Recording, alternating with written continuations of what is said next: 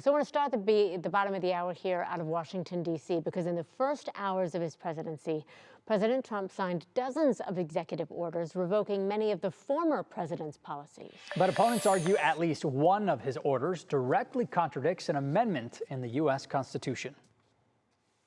For decades, it's been automatic. Anyone born in the U.S. is a citizen, no matter their parents' immigration status. This next order relates to the definition of birthright citizenship. But President Trump's executive order questions whether the 14th Amendment actually guarantees that citizenship.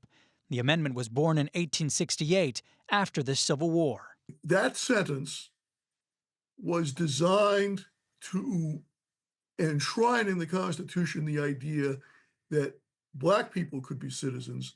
But Professor Jonathan Enton said the language is much broader. The amendment says all persons born or naturalized in the United States and subject to the jurisdiction thereof are citizens of the United States. I don't think anybody seriously believes that the president can sign an executive order that overrides a provision of the Constitution.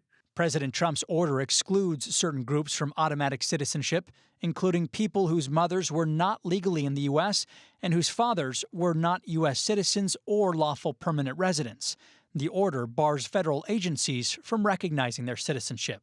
As I said, the president can't by himself end birthright citizenship. But Enton says he could get help. An 1898 Supreme Court case ruled the son of legal immigrants was a citizen because he was born here.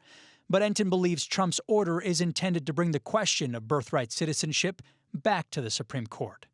We'll see. We have very good grounds. People have wanted to do this for decades. The order takes effect on February 19th, but there are several lawsuits that have already been filed. We'll talk more about that coming up in the news at 5.